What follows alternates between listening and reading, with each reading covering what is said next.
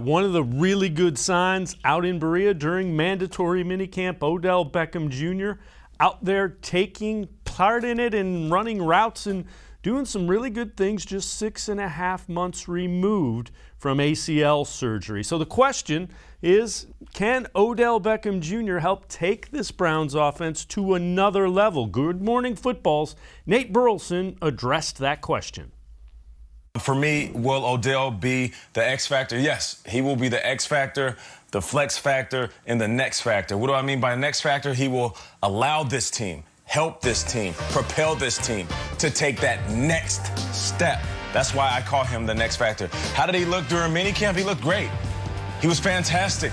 He moved around fast. But Odell's been here before. This isn't his first time bouncing back from a significant injury. So what is he going to have to do? One, he's going to have to be in tremendous shape. He's going to have to prove that he still can be a number 1/2 wide receiver, because we have to respect that Jarvis Landry is still an absolute dog. But more importantly, he's going to have to prove that he can add to this offense that move without him. Time to welcome in Doug Lesmerises, columnist for The Plain Dealer, as well as cleveland.com. So what do you think, Doug? Is it Odell Beckham's turn? Ooh. Yeah. What do you make of it? Is Odell the guy that gets it done, pulls him up? Yeah. I was not looking for flex factor because I clearly have none. But I was Googling causation versus correlation before we got on here. And I think some people thought there was a cause and effect relationship between Odell Beckham getting hurt last year and the Browns offense taking off. And I don't think there's any cause and effect. I think it just happened at the same time, because it took that long for Baker Mayfield to get used to Kevin Stefanski's offense and everything to fall into place. And so when you add Odell back in, yeah, I absolutely think that he will take off. I mean, listen, he has to stay healthy. There's enough there now, right? The couple years in New York and what's happened in Cleveland, it's not his fault necessarily. I mean, he hurts himself last year going hard, trying to help his team, but he's got to stay on the field. So, I don't know. Every year you get older, that gets a little harder. But I do think, assuming he's healthy, and that's a big assumption maybe, yeah. I think he lifts them for reasons we've talked about here before, which is he just opens up everything else because, as Nate Burleson pointed out, Jarvis is still going to be Jarvis, but, there's such different receivers.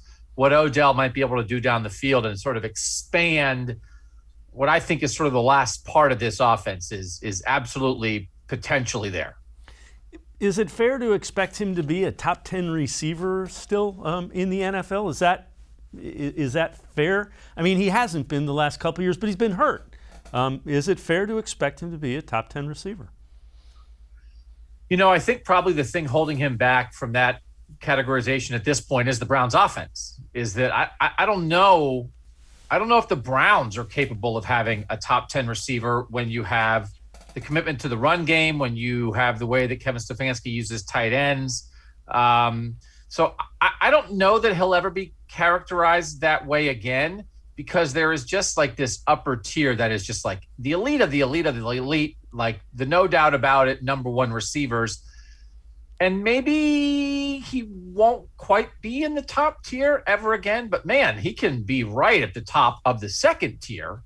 And just because he's, maybe not, I don't know, a top 10 guy doesn't mean he's not a receiver who can help you win the Super Bowl. Can he be a receiver that can help the Browns win the Super Bowl? I have no doubt about that.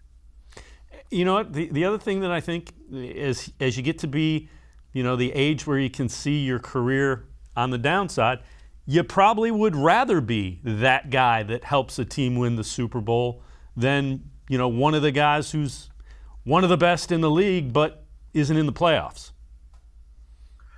Well, when you're young, I mean, it's fun to put up stats and sort of be the focal point of an offense. But yeah, Odell just, not saying that it's his fault, but has not been a guy who's had a ton of playoff success at this point in his career. So yeah, I think he would welcome that. And again, it's one of those things. It's like hashtag too many good players.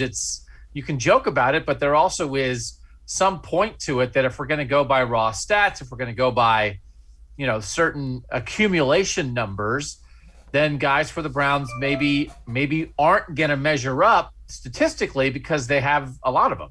And that is a good thing. But yeah, if he's playing in the AFC Championship game, I don't think he'll be worried if he's, 16th in the league in receiving instead of in the top 10.